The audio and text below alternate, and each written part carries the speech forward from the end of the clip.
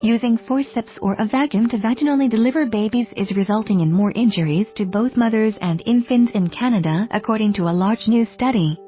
The study published in the Canadian Medical Association Journal on Monday looked at nearly 2 million single-child hospital births in 4 provinces between April 2004 and March 2015. The data shows the number of operative vaginal deliveries, where a vacuum or forceps are used, is declining, while the risk of injury from such procedures is on the rise. We found increases of 7% of the rate of obstetric trauma among first-time mothers following forceps deliveries. The study's lead author Julia Maraca, a postdoctoral fellow at the University of British Columbia's Department of Obstetrics and Gynecology, told CTV News. Anytime we are seeing an increase in a complication, we should be concerned. Indiana, Canada, operative vaginal deliveries fell from 16.8% of all vaginal deliveries in 1995 to 13.2% in 2014. Whereas cesarean delivery rates increased from 17.6% to 27.3% of all deliveries over the same time period, according to figures included in the study. This spike in C-section births has previously led to recommendations to increase the number of operative vaginal deliveries. But the injuries that can result from forceps or vacuum deliveries highlight the need to improve the training and skills of doctors who perform them, researchers say.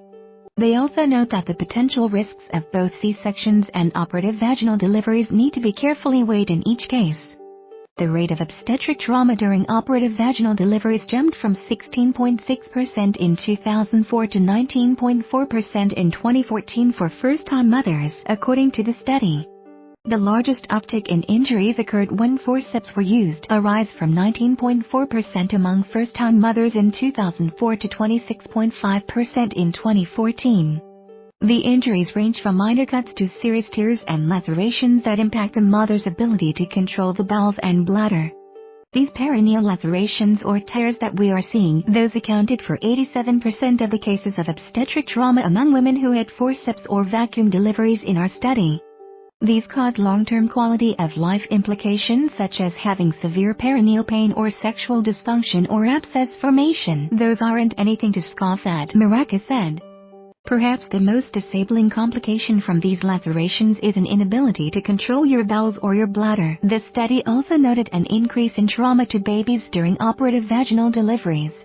Laura Ralph said she delivered her son with the help of forceps 2 years ago because his heart rate would drop every time she pushed. She said the procedure likely weakened the tissue that holds her pelvic organs in place. She's okay now, but she wishes she had chosen a cesarean.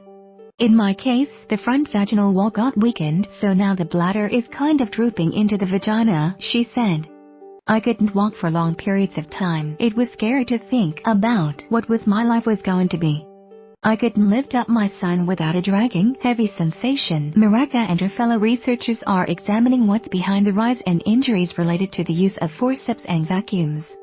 One possibility is that today's obstetricians aren't as practiced when it comes to these procedures. It could be because operators' skill is declining. It could be that obstetricians aren't skilled as they used to be in performing these forceps and vacuum deliveries, Maraca said. Dr. Janet Lyons, the high-risk obstetrics medical lead at the BC Women's Hospital and Health Centre, said the risks are rare and women should not be afraid of natural deliveries. Women who have an operative vaginal delivery in general are really quite pleased short and long term, she said. The report suggests policymakers be cautious when recommending surgical vaginal delivery without improved training and oversight. At the same time, the authors warn against completely abandoning such procedures. For those who are considering childbearing or who are perhaps conceiving a birth plan, please consider and inquire about all the risk and benefits of all modes of delivery, Maraca said. If you do have to make these decisions in labor, then you can do so competently. With a report from CTV News medical affairs specialist Avis Favaro and producer Elizabeth Strait. Philip.